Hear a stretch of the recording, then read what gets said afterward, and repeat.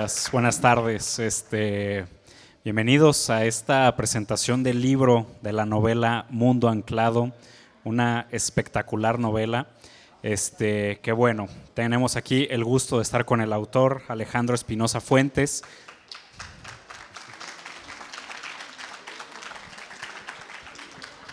Del cual me voy a permitir leer la semblanza que aparece en el libro. Alejandro Espinosa Fuentes, Ciudad de México, 1991, narrador, poeta, editor, traductor y ensayista. Estudió la carrera de Letras Hispánicas en la UNAM y la maestría en la Universidad Complutense de Madrid. Ya también el doctorado, ¿dónde fue? En la Autónoma de Madrid. En la Autónoma de Madrid, también el doctorado. Ha publicado los libros Los designios del imaginero, 2012, y Agenbit of Inwit. Nadie lo puede pronunciar, por eso lo escribí así. Escribí un libro que nadie pueda pronunciar. Agenbit of Inwit. Agenbit of Inwit, 2018. Ganador del Premio Nacional de Novela José Revuelta por Nuestro Mismo Idioma, 2015. Y el Premio Nacional de Cuento Julio Torri, 2019, por Sonámbulos. Ha colaborado en diversas antologías como COVID, Narrativa Mexicana Joven, desde y contra la pandemia, 2021, y La lectura al centro, 55 autobiografías lectoras, así como en la revista Quimera, Barcarola, El Universal, Excelsior, Tierra Adentro y Lubina. Como editor ha elaborado las antologías narrativas Lo Fantástico No Existe, Ediciones Periféricas 2020, De Narcos a Luchadores, Contrabando 2019 y El Misterio de los Seres Espaciales, de Liria 2023. Es profesor de literatura de la UNAM y en Literaria, Centro Mexicano de Escritores. Un aplauso ahora sí, por favor. Pues bueno, la novela que aquí nos convoca, Mundo Anclado, pues ahora sí que en su premisa es difícil tratar de hablar de ella. Yo trataré de resumirlo a como lo entendí, que pues es básicamente la vida de estos estudiantes de la UNAM que les toca vivir un suceso terrible, que es el asesinato de una compañera. Y es a través de estos testimonios, de este flujo de la conciencia, del recuerdo, pues tener siempre presente a esta compañera, Melide Areusa, que pues es como la protagonista de la novela, pero pues son estos personajes que van orbitando alrededor de ella, platicando un poco cómo la conocieron, los vínculos de amistad que se dieron con ella y pues también de los profesores, ¿no? Que aparece ahí un profesor de filología, pero pues bueno, algo que realmente nos compete en esta novela que dice… Está bueno el ruido ahí, ¿no? No, pues es que andan aquí. Vámonos a la selfie allá, ¿no? Sí, creo que es más importante. Pero bueno, lo que nos compete de esta novela, y como dice su prologuista Enrique Vilamatas, es hablar de lo desatendido.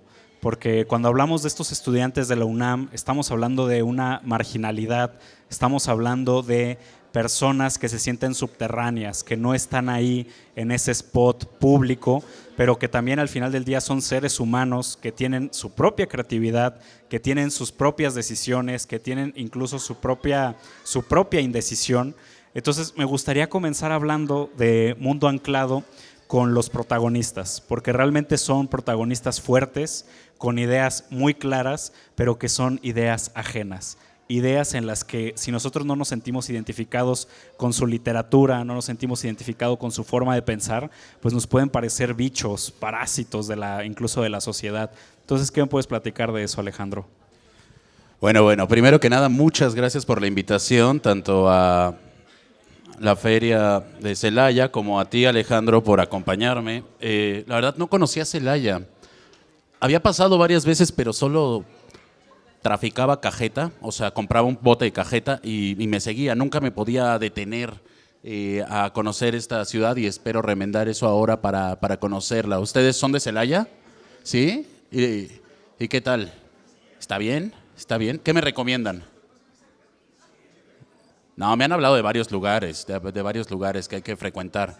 Pues esta novela tiene 5 protagonistas, son 5 personajes que, bueno, de una edad un poquito mayores a ustedes, unos 18, 19 años, y son personajes que asisten a la Universidad Nacional Autónoma de México, a la UNAM, pero que como muchos alumnos, o como ustedes sabrán también, pues a veces deciden no ir a clases y pasarse el rato bien, platicando entre ellos de cosas.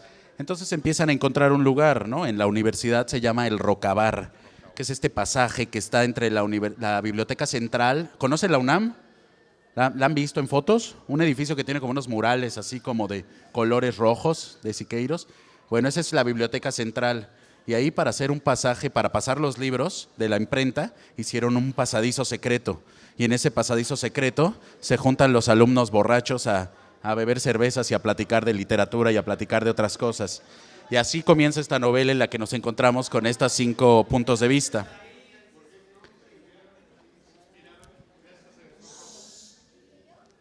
Pero estos 5 personajes son sumamente diferentes uno de otro. Creo que a eso te refieres, con que cada uno tiene un discurso diferente, ¿no?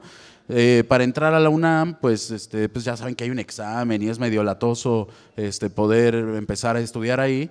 Y hay personajes de 5 estratos sociales bien diferentes, ¿no? Entonces, por ejemplo, hay un chico que es un chico genio que hace el examen de la UNAM y que él quiere tener toda la vida una vida de estudiante, estudiar por siempre. ¿A ustedes les gustaría estudiar por siempre? No, fatal, ¿no? Fatal. Pero lo que pasa con este personaje es que no quiere convertirse un poco en un adulto, entonces le gusta tener todas las prestaciones de la vida universitaria, la beca Benito Juárez y todas esas cosas, tener IMSS y eso, y vuelve a hacer el examen y saca todos los aciertos una y otra vez para entrar a la UNAM. Por otro lado, hay otro personaje que le costó toda la vida lograr entrar ahí. Y hay otro personaje que lo ve como, es una escuelita, ¿no? Así como en la que tuve que estudiar porque no me pude ir a una privada. Y estos personajes de diferentes clases sociales, pues comienzan a encontrarse aquí un poco a la contra de los maestros, las clases, ciertas cosas así como autoritarias que ven en la UNAM y empiezan a hacer su mundo aparte, ¿no? Un mundo aparte en el que discuten, sí, se echan unas cervezas, voy a decir la verdad. Y bueno, este cosmos tan hermoso que tienen se ve interrumpido cuando efectivamente, creo que no es un spoiler decirlo, porque pasa en la primera página de la novela, una de estos 5 integrantes de esta pandilla, de esta banda, es asesinada. Y entonces ellos tienen que continuar averiguando un poco lo que pasó. Esto me lleva un poco a lo que ya estábamos platicando antes, de que yo te digo que cuando estaba leyendo esta novela, todo el tiempo me remití a los detectives salvajes, me remití a José Agustín, a hablar un poco de esta literatura que no es como ustedes se los han vendido todo el tiempo, esta literatura que tiene que ser institucional, que tiene que ser académica. Todo lo contrario, la propuesta que nos entrega Alejandro en esta novela es una propuesta, ¿cómo lo podemos llamar? Desparpajada, es una novela de que tiene que hablar de lo que tiene que hablar con el lenguaje que se tiene que utilizar para el contexto de estos protagonistas y sobre todo de que son estos estudiantes de la UNAM, porque creas ese ecosistema del estudiante que efectivamente no entra a clases, echa su cheve, platica de literatura, que existe la amistad, pero ahora sí que quiero que nos hables un poco del lenguaje que utilizas en esta novela, porque ahora sí que estas personas que están aquí no saben a lo que se van a enfrentar con Mundo Anclado y a lo mejor estamos acostumbrados a esas novelas escritas en tercera persona, con un narrador omnisciente que lo sabe todo, que tiene un juicio, que tiene una opinión al respecto, pero esta más bien es una novela polifónica. Es una novela que se lee como si fuera un diario de cada uno de los protagonistas, donde van a meter sus propios juicios de valor, donde van a meter sus propias opiniones y por supuesto van a utilizar un lenguaje como un lenguaje florido, un lenguaje creativo. ¿Qué nos puedes platicar de eso? Bueno, ¿les han dejado alguna vez leer un libro y dicen, no, es que este libro es muy aburrido porque habla un personaje y está persiguiendo constantemente a otro diciéndonos, el hombre miró la ventana y encontró un paisaje verde donde las nubes resplandecían, y a la media frase ya pues, te perdiste un poco? Yo un poco quería detentar en contra de esa novela, quería estar en contra pues de ese narrador un poco solemne, decimonónico. Y aquí lo que tenemos son 5 voces, 5 cuates, 5 amigos que están hablando cada uno en su registro lingüístico, pero a una manera diferente, ¿no? O sea, cada quien, piénsenlo con sus amistades, con sus padres, cada quien habla de una manera diferente, ¿no? En un tono diferente, de una forma diferente. Y aquí pues tenemos 5 voces, lo cual me llevó a hacer un proceso básicamente de ponerme una camisa de fuerza y empezar a escuchar voces para que hablaran estos personajes, y cada uno hablaba desde un registro muy, muy diferente. Entonces tenemos al personaje protagónico de Julián Segovia, que él quiere ser escritor y pues escribe de una manera, digamos, elocuente, académica, pero a la siguiente página te encuentras con un personaje como Cuautli, que Cuautli es un chico indígena que proviene pues de la región del sur de México, y que él se expresa de manera completamente diferente al otro personaje. De esa misma manera tenemos a Jenny, que creo que es el personaje más polémico, que pues es una chica del barrio de Tepito. ¿Han oído hablar de Tepito? ¿Sí? ¿Todavía se conoce Tepito? Pues es un barrio bastante florido y simpático de la Ciudad de México, pero que pues ahí generamos un argot diferente, una forma de hablar diferente, con muchos albures y muchos ahí formas sutiles de hacer simpáticos. Mentadillas de madre. Sí, mentadillas de madre una que otra, y una forma muy sutil de decirte que te vayas mucho al pip. No voy a decir las palabras aquí porque es una feria de jóvenes, pero bueno, estos lenguajes convergen, entonces se repite 5 veces, 5 personajes durante 25 años, y esto hace que pues los veamos crecer, los veamos cambiar, pero de pronto una de estas voces pues ya no va a hablar, y esta voz que no va a hablar pues va a ser la de la amiga de ellos que fue asesinada, ¿no? Entonces esta voz va a hablar por su ausencia, es una voz que habla en un olvido que no quiere ser olvidado, ¿no? Un olvido que se resiste a ser olvidado, y en esta dinámica de olvidos que no queremos olvidar, pues es cuando va a empezar la idea de buscar por qué pasó lo que pasó, ¿no? ¿Por qué sucedió lo que sucedió? Y ya con estos personajes que ya no son unos jóvenes al final de la novela, bueno, ya son unos cuarentones prediabéticos con deudas, que añoran su juventud, que añoran este momento en el que están ustedes, en el que vas a la escuela y de pronto hay frijoles en tu casa y comes y todo está bien. Añoran ese mundo sin responsabilidades, pero que se vuelven a juntar como en reunión generacional para decir qué pasó, ¿no? ¿Qué le pasó a esta chica y por qué fue asesinada? Y es que creo que justamente eso nos habla de lo vitalicio, ¿no? O sea, realmente nos habla de una vida íntima, de una vida individual que se enfrenta a este tipo de problemáticas, lo cual me lleva a platicar un poco sobre el contexto de la novela. Ahora sí que este contexto, que obviamente sabemos que es ficcional, pero ¿qué tanto hay tuyo, qué tanto hay biográfico, qué tanto hay de eso que realmente se ve en la UNAM, que realmente está agarrando más fuerza con todo este tema de los feminicidios? O sea, ¿esta novela la pensaste como alguna forma de concientización o solamente tú quisiste escribir pues ahora sí que este relato que tuviera un momento culmen, un momento delicado para poder reflexionar en torno a ello? Sí, no, la literatura que está escrita generalmente, muchos de los libros que veo aquí, que están escritos para leccionar, para ser didácticos, para enseñarte a no ser malo, para enseñarte a dejar de fumar, para enseñarte a tal, me parece una basura, ¿no? Me parece que es una literatura que considera al lector alguien con una poca función cerebral a la cual puedes lavarle el cerebro para tú indicarle por dónde quieres llevarlo, ¿no? Entonces esa literatura que a mí no me gusta para nada. Tengo amigos que me dicen, es que yo dejé de fumar gracias a ese libro que decía que iba a dejar de fumar, y bueno, le fue muy bien, qué bueno, pero yo creo que la literatura no va por ahí. Creo que ese es un ensayo panfletario de autoayuda, qué bueno que exista y que lo lea a quien le guste, pero a mí la literatura tiene que mostrarse, ¿no? La literatura tiene que mostrarse y tiene que, un personaje nace y tú le tienes que dar cuerda y le tienes que seguir escribiendo, y a veces tú no sabes a dónde va. No sabes qué quiere ese personaje, no sabes, o sea, yo no escribo con un plan anticipado de, entonces voy a hacer una concientización del feminicidio o de tal. No, sencillamente este personaje llegó a esos lugares y ahora tenemos que interrogarnos por qué. Pero yo generalmente voy escribiendo descubriendo la novela. Por eso también cuando el lector obviamente sé hacia dónde me dirijo, sé un final, ¿no? Sé, si no, la novela tendría 400,000 páginas, ¿no? No, sé cómo hacia dónde me dirijo, pero voy investigándolo junto con el posible lector. Esto hace que no sé, lo que puede tener muestras de lo terrible que puede ser un feminicidio en una comunidad juvenil, puede tener muestras también de cómo coexistir en un mundo aparte, intentando salirte del mundo de tus padres y del capitalismo y de la vida promedio que tienes. En algún momento se dijo, ¿no? Pues que es esta vida de vamos a estudiar el kinder, luego vamos a estudiar la primaria, luego van a entrar a la secundaria, ustedes van como en secundaria, ¿no? Luego van a entrar a la prepa, luego la licenciatura, luego la maestría, luego el doctorado.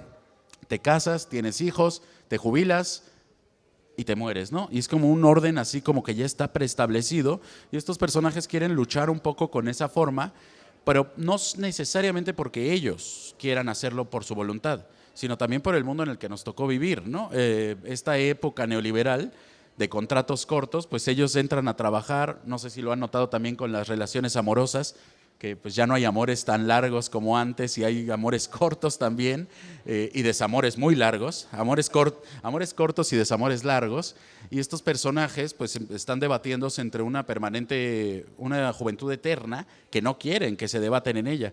Entonces pues muestran estas realidades del país quizá, pero no fue mi intención decir voy a hacer una novela realista para expresar los males del país. No, eso no es algo que me interese, ¿no? A mí me interesaba jugar con los personajes. No, y es que al final del día esa es la finalidad de la literatura, narrar.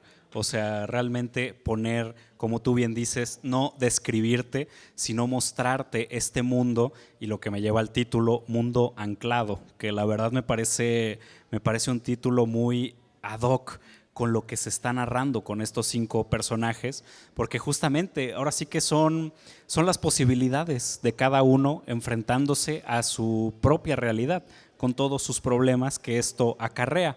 Entonces, Mundo Anclado, tú lo interpretas como ese estancamiento, como esa charca en la que se quedó, ahora sí que aquí voy a tener que hablar de la Ciudad de México, en la que se quedó la Ciudad de México, en la que se está quedando el país, o hasta incluso tú dirías, pues que sí, el mundo, ¿no? Que se está volviendo un mundo de estructuras, que se está volviendo un mundo en este siglo XX completamente político, digo XXI, perdón, completamente político, donde ahorita que platicábamos a la hora de la comida, donde hablamos de esto de las palancas, donde hablamos de esto de que el colega, el amigo, de que pues si uno quiere salir realmente adelante, pues ya a veces el trabajo es poca cosa. Sí, y creo que es un fenómeno mundial. O sea, creo que está pasando en todos lados, en Corea, en Hong Kong y en tal, que está pasando que hay una juventud que se resiste a envejecer y está bien, pero también tenemos pues un mundo que no comprende hacia dónde va, ¿no? Que sería el de nuestros padres. Tus padres te preguntan, ¿no? Como, ¿por qué no quieres tener hijos, ¿no? O ¿por qué no quieres tener un trabajo formal? Y a veces tienes el sueño, si ya tienes un trabajo formal y vas todos los días, a veces tienes el sueño de decir voy por cigarros y irte a, no sé, por aquí vi unos terrenos muy bonitos cerca de Querétaro, una montañita muy rara y dije, ¿por qué no me voy ahí, pongo una cabaña y me pongo a vivir ahí y no sé, cazo unos conejos, siembro, ¿qué se da por aquí? Unas fresas o unas cosas así y pues como algo y me alejo de ese mundo que me está prometiendo, que no me hace bien, ¿no? Pero es solo un sueño, es solo una fantasía constante. Y creo que eso le está ocurriendo a mucha gente en el mundo. No sé si ven que ahora, bueno, los chavorrucos, ¿no? Que ahora conocemos gente de 40, 50 años que no tiene nada que ver con las personas de 40, 50 años de los años 80 o de los años tal. Este meme muy famoso de George Constanza, quien no conocerán, personaje de Seinfeld, que era un señor calvo que tenía 32 años, un poquito gordito así, y ahora Timothy Chalamet de 32 años, que es un jovencito que parece alguien de 17 y tienen la misma edad, o sea, la gente de los 80s a la gente de la actualidad, como que es un estándar diferente de juventud, de como que buscar esa juventud, y creo que eso se ve reflejado tanto en el fenotipo como en la piel, en la moda, pero también en la forma en que no tenemos un contrato establecido, llámese trabajo, llámese matrimonio, llámese algo, y estos personajes pues quieren seguir jugándole al frenesí de irse toda la noche de parranda a fiestear, pero claro, llegan las consecuencias, ¿no? y las consecuencias son muy dolorosas, son piedras en los riñones por las que estoy ahora sentado aquí en una almohadita con cuidado, ¿no? O sea, son cosas que llegan así. Y bueno, esa podría ser una parte de la novela. La otra cara es que también es una novela muy lúdica, muy chistosa, o sea, hemos omitido la parte del diccionario, ¿no? Que creo que es una parte interesante. El diccionario de Vallejo, justamente, ¿no?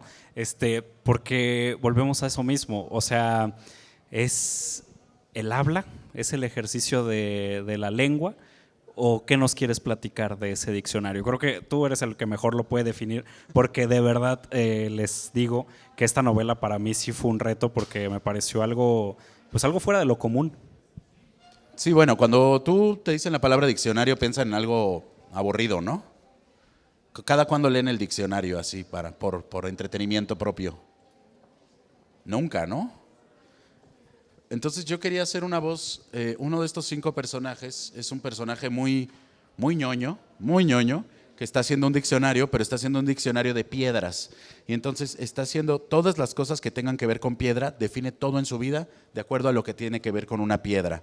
Entonces, entre estas 5 voces se intercala un diccionario de piedras, donde tenemos, a ver, piedra, ¿en qué piedra piensan si les digo piedra? ¿Cuál? Una piedra chiquita, una piedra para lanzar en el río. Acá tenemos entrada, a ver si conocen alguna. Piedra, papel o tijera, piedra de sol, lo que está atrás de la moneda de 10, el llamado calendario azteca. Piedra, el pípila no era de por acá. Sí, el pípila era de acá. Era de por acá, no se escudó como una tortuga en una piedra para pasar entre las balas. Piedra en el camino, también, esa la escribió alguien de por acá, José Alfredo, ¿no? Una piedra en el camino me enseñó que mi destino. Es muy guanajuatense mi novela, ahora que me estoy dando cuenta. De hecho. Piedra en el zapato, la típica piedrita en el zapato, y escribe toda una historia sobre la piedra del zapato. Piedra filosofal, ¿conocen la piedra filosofal? ¿Qué hace la piedra filosofal? La buscaban los alquimistas para tener la vida eterna. Y bueno, en este caso es una falsa biografía de Chabelo. Chabelo, que tenía la piedra filosofal y no moría. Piedra nefrítica, que es la piedra en el riñón que me tiene aquejado. Piedra, papel o tijera. Piedra Pokémon. Pokémon tipo piedra, Onix, Geodude, por supuesto, vienen aquí. Piedra volcánica y piedra Stonehenge. Stonehenge, ¿conocen Stonehenge? Que es este monumento, bueno, de rocas milenarias que hay en Inglaterra. Venía de camino para acá, Celaya, y a 15 minutos vi un falso Stonehenge. O sea, hay unas piedras así que es Stonehenge replicado aquí en Guanajuato. Tengo que ir a explorar eso, pero bueno, eso también viene en la novela y se va intercalando. Podemos leer algunas si quieren y para que conozcan un poquito más. Sí, por favor, nos honraría si lee un poco, por favor. Bueno, ¿quieres que lea ahora? Sí, bueno, a ver. ¿Qué leemos? ¿El inicio? Es que siento que si llego a una piedra diferente. Es que lo que sí quiero que ellos escuchen es el lenguaje. O sea, el lenguaje que empleas. Entonces que nos lea alguien más, porque... Vamos a leer la primera página a ver si les interesa. Si no, me levantan la mano y dicen ya cállate, por favor, ya, o sea, ya estuvo suave, ¿no? Venimos es viernes. ¿Tuvieron escuela hoy? ¿Esta es su escuela? ¿No? Esta es su escuela. Sí, es viernes ya, rápido, ¿no? Por favor, no queremos ser. Les voy a leer el primer capítulo, a ver qué piensan. Recuerdo cuando solía despertarme a deshoras para escribir lo que fuera. Diálogos entre 2 mimos recién jubilados. Canciones de cuna para muñecas de plástico. Cuentos de ancianos que no querían irse a la cama. La página 225 de una novela coral que cambiaría el mundo. Me gustaba comenzar con la frase "y así las cosas", como si fuera la conclusión de un largo viaje. La historia arrancaba en un momento de serenidad con mi vida ya conforme. Aún lo hago. Son las 4:30 de la mañana. Hace años que no escribo de manera seria. Tengo un trabajo que odio y que no me da para vacacionar en el Caribe, pero me sigo despertando a deshoras, pese a la ruina social y amorosa que es mi vida. Me sobresalto con una idea inquietante. Consejos de escritura para los jóvenes creadores. Discursos de recepción de un premio importante que nunca ganaré. Adivinanzas posapocalípticas. Hubo un tiempo en el que decidí ignorarlas y me pasaba la noche en un rincón de mi cuarto fingiendo que movía con la mente las manecillas de mi reloj descompuesto. Y así las cosas. O podría escribir que el caso sigue abierto, que aún no han identificado al verdadero responsable o a la verdadera responsable, qué sé yo. A estas alturas no sé nada o casi nada, solo que la encontré adentro de la tina, recostada como si se hubiera quedado dormida al tomar un baño. Se me escapa el principio. Son colores y gritos apagados. El motor dejó de sacudirse, las llaves cuchichearon, de la puerta emergió un pie inseguro, un zapato lustroso que al bajar pisó un grillo, y el grillo dejó de cantar. Había pocas estrellas en el cielo, era una de esas noches nubladas en las que Marte parece un avión envuelto en llamas. Crujían las ramas al ritmo de mis pasos, noche de ruinas chamuscadas, flotaba en círculos el humo de una chimenea de campo hacia el terreno vecino, el que una vez fue nuestro, pero me estoy adelantando. Chirrió la madera podrida de las vigas, estaba helada la cerámica del piso, 2 pasos al frente, 6 a la derecha. Todas las luces estaban encendidas con excepción de la última, al fondo del pasillo. Flotaba un vapor culposo al interior del recinto. Mi sombra se introdujo en la sombra embotellada de esa casa vacía. Nos mezclamos en oscuridades polvorientas. Suspiramos. Tenté la pared del baño. Sentí el interruptor viscoso. Y en ese momento, o un instante después de presionarlo, vi mi mano manchada de sangre, sangre vieja, sangre color marrón. Seguí las gotas del piso al piso de cerámica, donde había huellas sanguinolientas de un calzado menos elegante que el mío, uno más pequeño y tosco. Alrededor caían delgados ríos rojizos. El blanco ahuesado de la tina estaba también embarrado de sangre. Era una imagen muy parecida a la bandera de Inglaterra. No sé si antes o después encontré la pastilla de jabón machacada, como si alguien lo hubiera apretujado, alguien tenso, alguien que sufría, alguien que la dejó caer en cualquier sitio, porque su cuerpo sin vida se desmoronó al siguiente instante. Fueron 3 disparos, pómulo, frente y mejilla, 3 estruendos, y el hombre vestido de etiqueta que era yo, el hombre que encontró ese cuerpo con el cráneo reventado por las balas, se dejó caer adentro de la tina, en la sangre de aquella mujer a la que alguna vez creyó haber amado. Bueno, así empieza. Sí, justamente, pero ese inicio es, pues ahora sí que muy introspectivo, ¿no? O sea, realmente este joven que, como bien dices tú, está tratando de escribir, pero se enfrenta a este mundo que de repente parece muy grande, que es un mundo al que nosotros nos quedamos pequeños y necesitamos poder abarcar más. Pero algo que a mí me gustaría leer sería más bien cuando comienza a presentar a los demás compañeros, que es justamente donde les hablo de este lenguaje que de repente puede desentonar con las lecturas que pues a lo mejor ustedes ya están haciendo. Entonces, ¿me permite? Claro, claro. Y dice así: ya están, este Julián está con la protagonista, que es Mélida, y dice así: se me ocurrió proponerle que me acompañara al Rocabar. Puedes tomar un té o un Gatorade, le dije. Yo, como de costumbre, me compraría una caguama y tal vez una anforita de ron para el rato. Areusa aceptó casi aliviada. Era evidente que las horas que faltaban para que la recogiera su madre la apesadumbraban. Me ayudó a guardar mis libros en esa mochila enorme que jamás me llevaría a Europa y caminamos juntos, como 2 amigos de la infancia, por el pasillo de la facultad. Ya en el Rocabar no tardaron en aparecer Vallejo y Cuautli. Surgían por generación espontánea, como si mi presencia fuera el conjuro que invocara sus almas en pena. Vallejo venía de su clase de francés medieval, una materia que había cursado 3 veces sin resultados satisfactorios. Llevaba 8 años intentando terminar la carrera. Cuautli venía de trabajar en el metro, tocaba la guitarra y cantaba cumbias melancolizadas en el primer tramo de la línea verde. Vivía al día. Sacaba unos 300 pesos con los que se pagaba un cuartucho de cobro cotidiano en el centro, 6 tacos de canasta y las cervezas que nos bebíamos en el Rocabar hasta que nos llovía, nos daba sueño o nos corría la seguridad universitaria. Se los presenté a Areusa como mis amigos y los dos extrañaron, pues nunca antes habíamos calificado la inercia dipsómana que nos reunía cada tarde como una amistad. Él es Vallejo. Estudia letras francesas, dije. Vallejo torció una sonrisa irónica. Y él es Cuautli, toca la guitarra y escribe poemas que siempre se le pierden. Areusa los saludó sin estremecimientos. Ellos se quedaron cabizbajos, bebiendo en silencio, como solían hacer cuando se aparecía una mujer bonita. Me había obligado a conducir la plática, a darles vida a esos títeres inmóviles que no sentían la más mínima curiosidad el uno por el otro. Conté la historia del Rayón y de los jovencillos filósofos a los que ahuyenté de mi puesto. ¿Puedo decir que decía el Rayón del librero? Sí, bueno. Tú eres el funcionario, a mí no me van a hacer nada. No, bueno.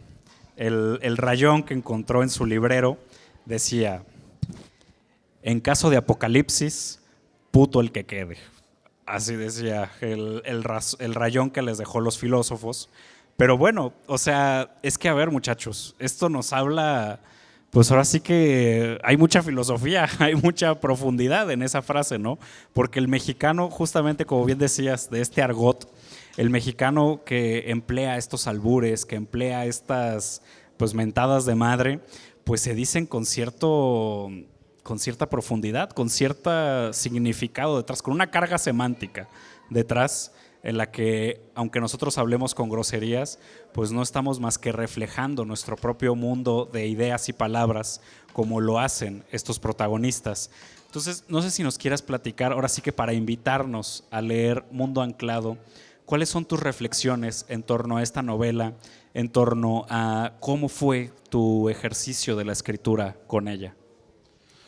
Pues el ejercicio de escribir una novela tiene que ser un ejercicio, creo, completamente libre, ¿no? Como que cada personaje tiene su forma de hablar. Entonces, no sé, ustedes, por ejemplo, tienen un registro lingüístico, que esa es una forma en la que hablamos. Y entonces tú estás hablando con tu compa y estás de, no mames, güey, que quién sabe qué. Y de pronto, si entra tu mamá o tu papá, empiezas a decir como, todo en orden, señor. Sí, o sea, empiezas a hablar mejor, ¿no? ¿Por qué? Porque entra alguien. Entonces, estos personajes, cada uno tiene su forma de hablar. De hecho, el que leíste ahorita, Julián, es el que mejor se expresa, ¿no? Porque tenemos a Jenny, que Jenny es una loca de lenguaje, que le gusta jugar mucho con el lenguaje, y ella pues lo lleva hacia otras consecuencias y hacia otras características. Sin embargo, pues tienen armas, son armas liberadoras. En cualquier momento, a veces decir una grosería a tiempo te quita mucho estrés, ¿no? Pero también la gente que se la pasa diciendo todo el tiempo groserías, pues como que le pierde sabor, ¿no? Sobre todo si están mal empleadas, ¿no? Cuando dices una cosa que no tiene sentido, pues no, pero una grosería bien puesta en su momento justo está bien. Esto viene de una tradición que hablábamos antes, no es nuevo, ¿no? En la literatura, yo creo que la primera literatura mexicana que empezó a tener groserías y tal fue la novela de la Revolución. Creo que antes en el siglo XIX también había, pero eran un poquito más veladas, sí, un poco más propias. Pero ya con la novela de la Revolución y luego cuando empieza la escritura de los 60s, de la onda, pues es que estos escritores nos enseñaron a escribir como nos dé la gana, ¿no? Y dejarnos un poco de el barroquismo a veces de cierta academia, cierta fórmula que te dice que te va a garantizar el éxito de ser un intelectual, ¿no? Ergo, un intelectual no puede usar un lenguaje de los barrios bajos. Es una mentira, ¿no? De hecho, la mejor poesía se nutre, y desde el siglo XIX, desde el habla popular, ¿no? Y desde los sentimientos más difíciles. Les vamos a leer a Jenny para ver si lo aguantamos, pero a ver si no nos echan de lugar, ¿eh? Qué bueno que lo vas a leer tú. Pero no soy, que quede claro que no soy yo, es este personaje que es muy mal hablado. Esos güeyes me secuestraron otra vez, y yo ya estaba tranqui, de veras, con mi chambita en el 7-Eleven, que me daba para mis cucuruchos y la micha de la renta, y hasta me llevaba de perlas con doña Inés, que me decía mi hijita y nos prestaba su lavadora. Are dice que es un buen comienzo. Quiere que lleve un diario como el de la princesa. Quiere que le cuente de dónde vengo y cómo chingados terminé aquí. Pero mi cabeza es un sándwich de jamón y queso panela. El pan de abajo es mi abuelo Pispireto y el de arriba esos cabrones. Tengo hambre. Are tacha todo lo que digo. Dice que me distraigo, que no me lo tomo en serio. De veras que no sé a quién le importa, porque me pone con el celular a platicar conmigo misma, y luego ella dice que lo va a pasar en limpio para cagarse de la risa de todas las pendejadas que desembucho. Y es que yo no soy muy lista, ni fui a escuelita de uniforme con corbata, pero ella dice que lo que digo luego es bien interesante, cabrona, se ríe de mí y yo hablo en serio, no me gusta la mostaza, no te me distraigas, mi Jenny, cuéntame la historia de tu vida, cuéntame cómo te pusiste a talonear, pues como todas, chingándole. Esa pinche bosca no me deja en paz, y juro que ya la maté 3 veces, tiene cara de abuelita, la mendiga mosca. Y otra cosa es que se burla de cuando rezo, bajito para que no me oigan esos güeyes, que no saben que un Padre Nuestro a buena hora quita a veces lo tarugo. Chale, ya me pongo seria, les cuento. ¿Que a quién le cuento si ya se saben todo el chisme? Le cuento a Jesucristo nuestro Señor y a la Virgencita de Guadalupe. Hace un calor de la fregada y ya me acordé que todo empezó cuando esos güeyes me secuestraron. Ok, entonces podemos ver que es una voz muy diferente a la primera, a la de Julián Segovia, ¿no? Exacto, sí. Julián todo el tiempo está profundizando, está reflexionando, está ahora sí que buscando su espacio, ¿no?, en la literatura, pero Jenny más bien nos lleva a otro contexto, y por eso es lo que les digo, de que son nuestro universo de palabras. Eso es lo que realmente va a definir quiénes somos. Y muchas gracias. Eso era lo que quería que escucharan aquí. Nada más querías que viniera a decir las groserías Que hay en el vinieras a libro. decir mentadas de madre. Porque de verdad, o sea, cuando lees la novela te impresiona. Porque al final del día no deja de ser nuestra habla, no deja de ser nuestro lenguaje. Entonces no podemos hacernos nosotros los espantados, no podemos hacernos los de que, ay no, como bien dices, hay convencionalismos, o sea, de que vamos a estar en el salón de clases leyendo esta novela y pues nos podemos llevar una muy grata sorpresa. Ahora sí que cada uno dentro de su individualidad. Pero pues bueno, ahorita que estabas mencionando eso del lenguaje, me acordé mucho de mis clases de que veíamos a Juan Rulfo, ¿no? El Intocable, El Llano en Llamas, Pedro Páramo, y un profesor decía, es que los rancheros de Juan Rulfo hasta son elegantes, o sea, son poéticos, son filosóficos. Sí, son muy elegantes y hablan en un habla coloquial que no habla la gente del Bajío, de la zona de Jalisco y de Colima, pero, por ejemplo, la gran novela mexicana para mí, que es Pedro Páramo, empieza en un aletargamiento, como que nos está durmiendo en una especie de Viña, Comala, en este salmo, en este rezo, y es este personaje que va a buscar a su padre a Comala y se encuentra un arriero llamado Abundio de camino, van bajando hacia Comala, hacia el pueblo, y la novela como que te está metiendo en una suerte de hechizo en el que estás dormido y de pronto el arriero le dice a Juan Preciado, al protagonista que va a buscar a su padre, le dice, váyase mucho al carajo. Y él dice, ¿qué? Y le dice, que ahí está Comala. Y dice, no, me acaba de insultar, ¿no? Y sin embargo eso como que quiebra un poco y empieza a ver la idea de Rulfo, que eran los murmullos, ¿no? Empieza a meter otras voces. Entonces yo siento que Pedro Páramo arranca también o se rompe también justamente por un carajo bien puesto a tiempo, que tú estás medio durmiéndote ahí como en el hipnosis fantasmal de la novela y de pronto váyase mucho al carajo. ¿Qué? Que ahí está Comala. Ah, bueno. Y van como si nadie le hubiera dicho esa grosería, y esa grosería Rulfo lo utiliza intencionalmente para desautomatizar el lenguaje, ¿no? Que es hablar de una manera sin seguir un poco los automatismos convencionales. Llevamos 2 voces, podemos leer las 5, no sé cómo vamos de tiempo. Sí, tenemos. Vamos a leer el diccionario de piedras también.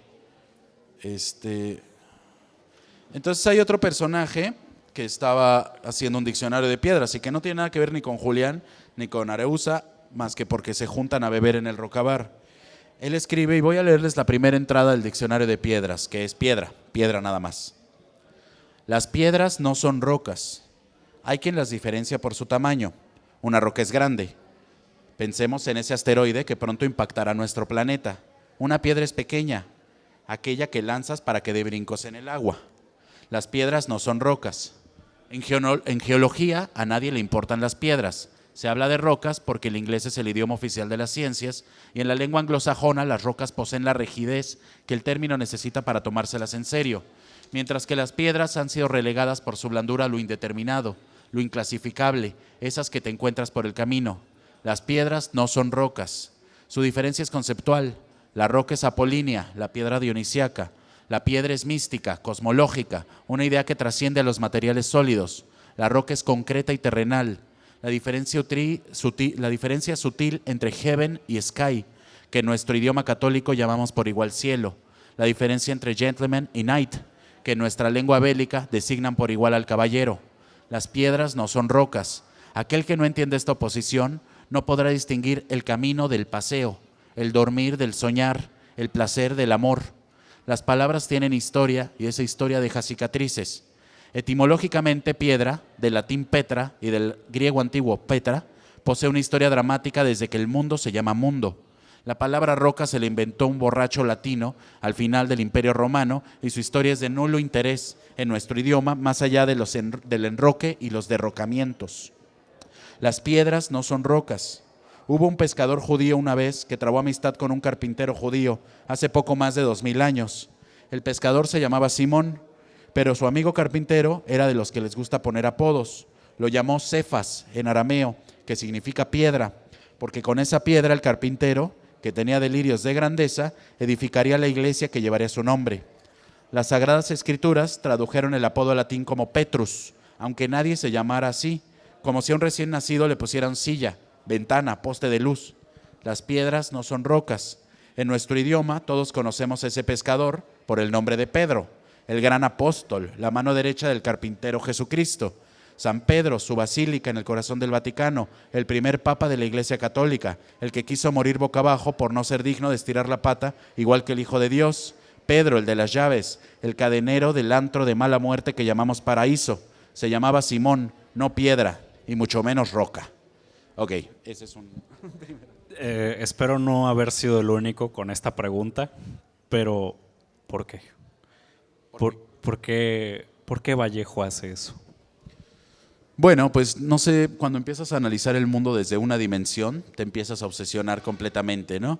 Vallejo, la portada de esta es la edición mexicana, pero en la edición española, la novela juega mucho con un cuadro del Bosco, un pintor flamenco, que hizo un cuadro muy chiquito, un ovalito muy chiquito que se llama La extracción de la piedra de la locura, porque en la Edad Media, en algunos lugares, se creía que la locura, o sea, que estábamos locos porque teníamos una piedrita en la cabeza.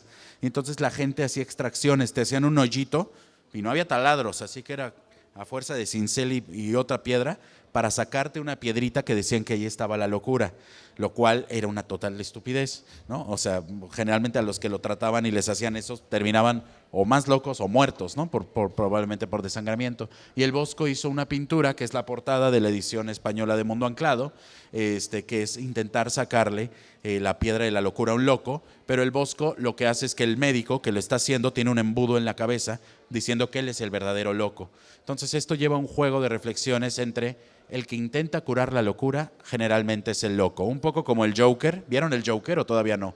¿Sí? ¿No? Bueno, un poco como el Joker intentando ser un paria de la sociedad, él diciendo, en verdad puede que yo sea la razón y ustedes sean la locura, pero estamos invertidos en esta idea. Entonces a raíz de ese cuadro y a raíz de esa idea empieza a buscar las piedras como piedras de la locura en todas las aristas de la vida. Maravilloso. No, sí, les digo, la novela tiene muchísimas capas y por donde lo quieras leer vas a encontrar muchísimos significados. Y la verdad es que yo sí me quedo un poco con el ideal de la juventud, ¿no? O sea, por ejemplo, para mí José Agustín siempre fue el eterno joven, ¿no? Hasta incluso lo veías en sus ensayos, escribiendo México en la contracultura, sus novelas. Y pues realmente es como de que efectivamente el organismo va a cobrar factura porque ya no es el organismo de un muchacho, pero siempre van a estar esas ideas, siempre van a estar esos pensamientos que no es que nos remitan a la inocencia, sino que más bien nos remiten a una liberación, que nos remiten a una búsqueda del sentido. Sí, y ahora que pasó el 2 de octubre, yo ya no sé si ustedes saben, el 2 de octubre no se olvida, ¿saben de eso, de la masacre de Tlatelolco y estas cosas? Ahora que pasó el 2 de octubre fue cuando el presidente Díaz Ordaz ordenó desplegar al ejército para asesinar a jóvenes que se manifestaban pacíficamente. José Agustín no fue de esos jóvenes, sí estaba más o menos en la movida, pero él... poquito después, él vendía marihuana en Guerrero y lo agarraron con un poquito de marihuana y lo metieron a la cárcel, a Lecumberri, ¿no? Entonces, al estar en la cárcel, encontró y conoció a muchos de estos presos políticos y ahí él tomó una conciencia muy fuerte, ¿no? Tanto maduró como de, hey, esta es una lucha en serio, como se volvió un joven eterno, como dices tú, porque dijo, a ver, yo no quiero pertenecer al Estado, ¿no? Cuando salga de aquí, que estuvo 8 meses en la cárcel y lo sacaron, él dijo, yo no voy a pertenecer o voy a ser parte de un Estado que está asesinando jóvenes. Entonces no voy a aceptar puestos de trabajo en esas instituciones, no voy a aceptar becas de esos, no voy a hacer ese tipo de cosas. Y eso lo lleva a, pues todo el tiempo estar a la contracorriente, que es un poco el espíritu de la juventud o el que debería ser. Ahora dicen que hay un sector de jóvenes que es más conservador incluso que los adultos, pero que, bueno, pues ya veremos, ¿no? Ese será el espíritu de su propia revolución. Quizá no sea tan progresista, pero bueno, el espíritu es la rebeldía, ¿no? Es un poco matar al padre, ir en contra de los ideales antiguos e inventar nuevas formas de vida y ver que esa forma es posible si tu entorno coexiste sanamente en él, ¿no? Y puede ser bien diferente al que nosotros comprendemos y al que nuestros padres o nuestros abuelos comprenden, pero pues va a estar bien si lo organizan en comunidad. Y creo que eso es lo que José Agustín se aferraba para ser permanentemente joven, ¿no? Claro. No, pues muy rica la plática, lo estoy Nos hagan disfrutando una mucho. pregunta, sí. Sí, Sí. exacto. Entonces, no sé si alguien del público se quiere animar a hacerle aquí a una pregunta al autor, no se dejen intimidar, pueden preguntarle, pues, ajá, sí, adelante. Si quieren, pasan el micrófono.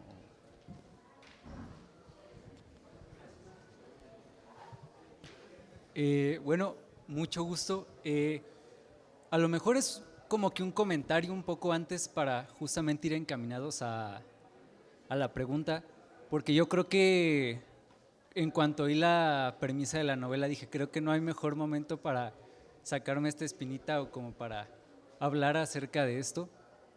Y es que, por ejemplo, a mí me tocó mucho sentir como de qué trata la novela, bueno, a grandes rasgos.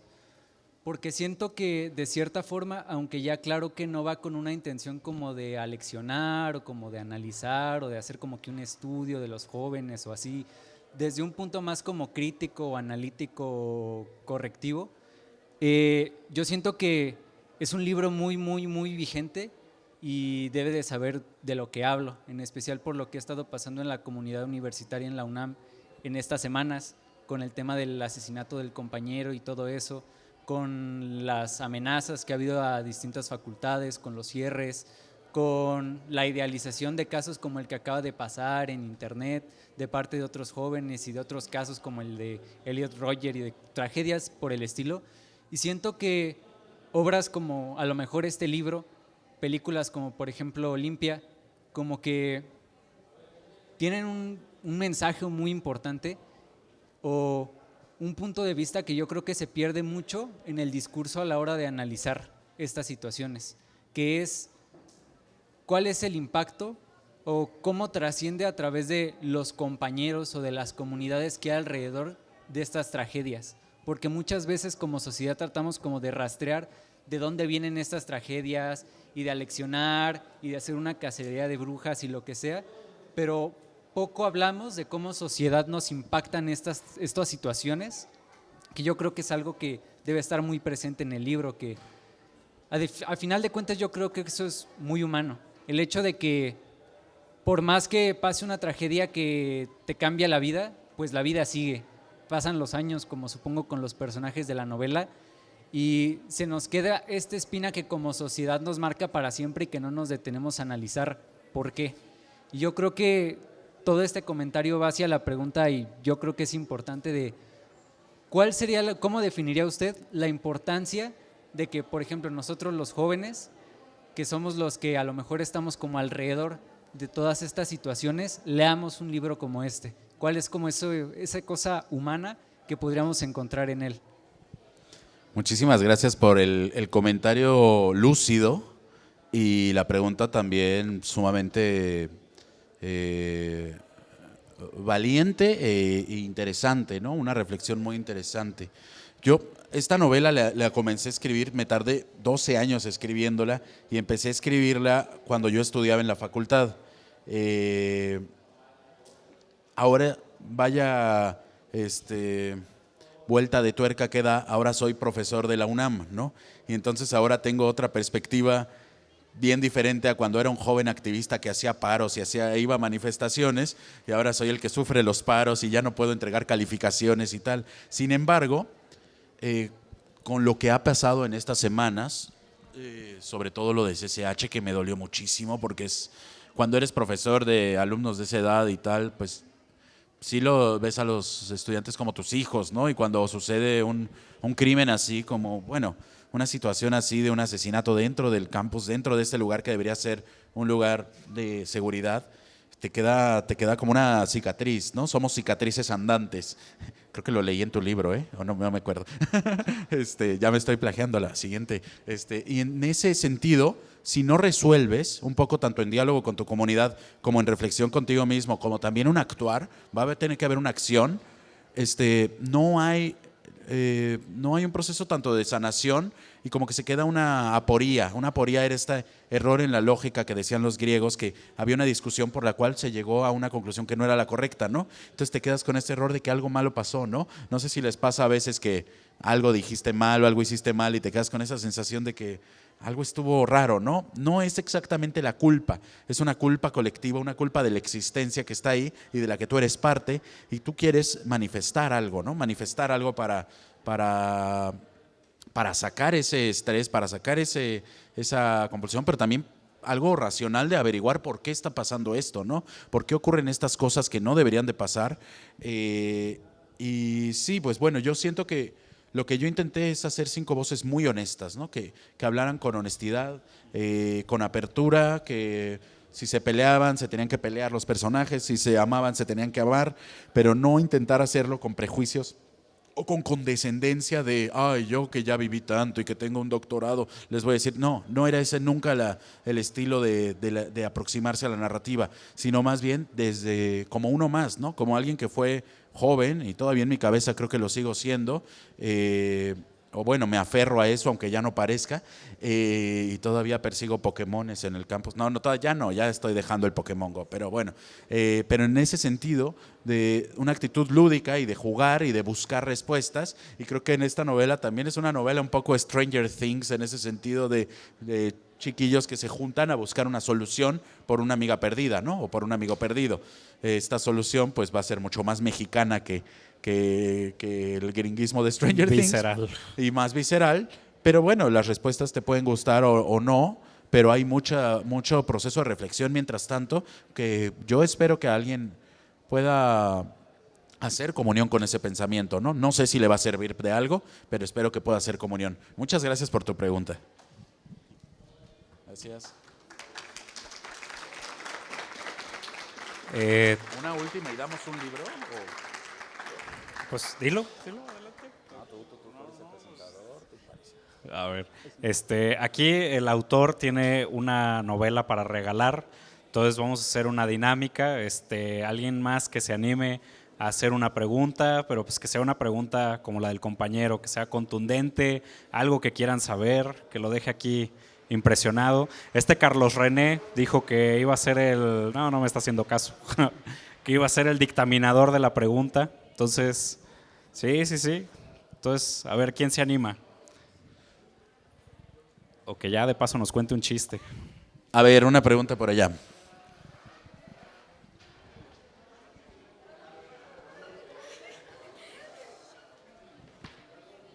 ¿Qué digo?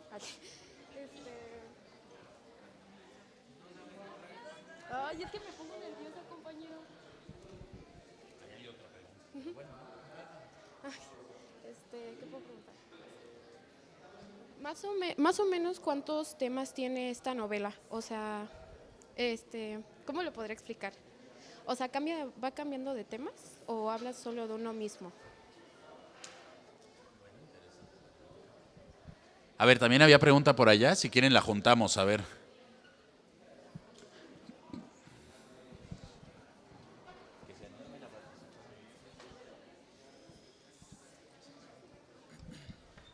Es que no sé si recuerdas que hace algunos años había unos jóvenes protestando sobre sus derechos estudiantiles y todo eso, que fue prácticamente el asesinato de varios jóvenes al que la barda cayó.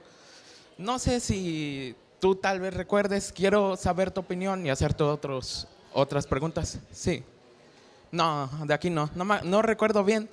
Lo que recuerdo principalmente es que lo que pasó es que estos jóvenes estaban luchando por sus derechos estudiantiles y al momento de que todos se acumularon, la barda cayó y varios jóvenes murieron. Quisiera saber tu respuesta sobre este tipo de preguntas y hacerte otra pregunta después de esta. Están buenas las preguntas. A ver, primero la de la compañera, que si aborda temas diferentes. Sí, claro, una novela, a diferencia de un cuento, pues en la novela el personaje va evolucionando y sufre cierta, por acumulación, es decir, por el paso de los días, los episodios, los momentos, pues puedes hacer que este personaje crezca e incluso se contradiga. En un cuento también, pero en un cuento tiene que ser más breve, ¿no? Entonces, en el cuento generalmente es la intensidad y la intención lo que dictamina cómo vamos a tener una revelación de esta historia. Pero en la novela, en verdad puedes tener una suma de historias, pues la novela se lo come todo.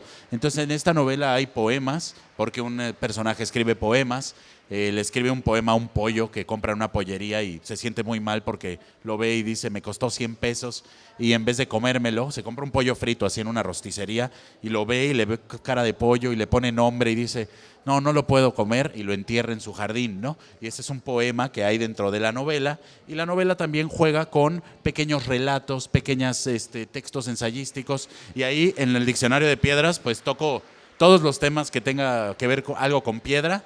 Desde Piedras rodando se encuentran de Alex Lora y el rock and roll hasta piedras que no les recomiendo consumir, se habla de muchas de estas cosas.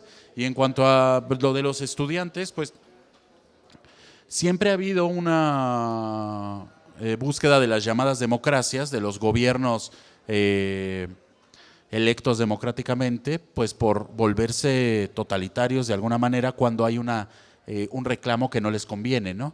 Entonces, a raíz del Mayo francés y de la Primavera de Praga y aquí en el 68, pero ya desde antes, pero es cuando empieza a fungir esta figura del joven, el joven que va un poco a la contra del sistema, porque antes las personas pasaban un poco, digamos, en los años 20, pasaban de ser niños, como ustedes, a ser unos dones, de ya tener hijos a los 16, trabajo a los 17 y casi ser abuelos a los 35 y ya, ¿no?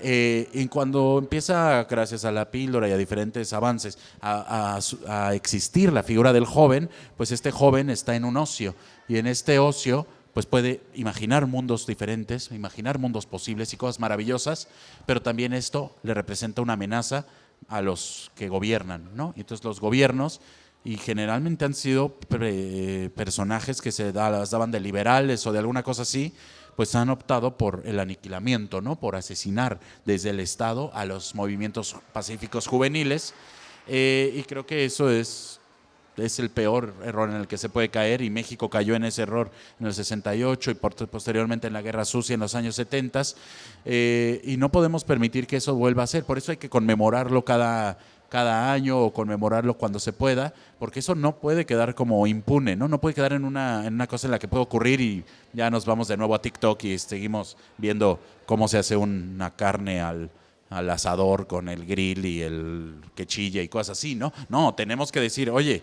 algo pasó muy impactante y esto se tiene que conmemorar como una ofrenda. Entonces es importante siempre ser críticos con el pasado, ¿no? Si ustedes aprenden de su pasado, pues van a poder plantearse un poquito mejor su presente y su futuro. ¿Y había otra? Bueno, ya dos preguntas. No sé cómo vamos a decir. Ahora, yo quiero que tú, con tus propias palabras, me definas con una sola palabra. Con una sola palabra. ¿Cómo es tu novela y cuál es el significado de cada uno de los personajes? Pero yo no quiero que me definas con lo mismo. Que este es chistoso. Que este es otro. Que este es grosero y este es otro. Quiero que tú, con tus propias palabras, me definas cuál es el significado de cada uno de los personajes y cuál es el significado de la novela. Venías preparado para esto. Está más difícil que mi examen de doctorado esto, ¿eh? O sea, de verdad. A ver, si tengo que definir en una palabra nada más una cosa, híjole, a mí no me gustaría. Podría decir tentacular, es decir, piensa en un pulpo con sus tentáculos. Y luego lo de definir a cada personaje con una forma, eso yo creo que es más, digamos, la parte que tienen que hacer los lectores. Yo propongo esta novela, pero yo no puedo decirles qué significa. No me planteo escribir pensando en qué significa exactamente, porque sería una novela muy cerrada, ¿no? Si tú dices un poco bíblica, ¿no? Como de esto significa esto, es un poquito cerrado. Entonces a mí me gusta más bien que el lenguaje lo interpreten los lectores y cada uno con su imaginación enuncie sus respuestas y ponga sus respuestas. Por ejemplo, el lenguaje saben que es arbitrario, es decir, tenemos una palabra que tiene un concepto y ese concepto en nuestra imaginación puede ser lo que sea. Si yo digo manzana, ustedes imaginen una manzana y puede que yo me imagine una manzana roja y puede que por acá se imaginara una manzana verde, acidita, manzanas amarillas, una manzana con un gusano, la manzana de Blancanieves envenenada, la manzana, pero yo solo dije manzana y fue el retablo, es decir, fue el teatro de nuestra imaginación el que inventó el concepto al que nosotros llegamos. Y esa es la parte más rica de las novelas, que es a terminar de construir la novela en la mente del lector. Entonces no puedo responder esas preguntas porque yo tengo algunas observaciones, pero preferiría que ustedes hicieran su propia lectura de ella. Y más bien vuelvo a Celaya el próximo año y no sé dónde está él. Y me cuentan qué vieron ustedes en la novela, ¿no? Pues sería todo. Muchísimas gracias. Tome. Bien merecida la novela.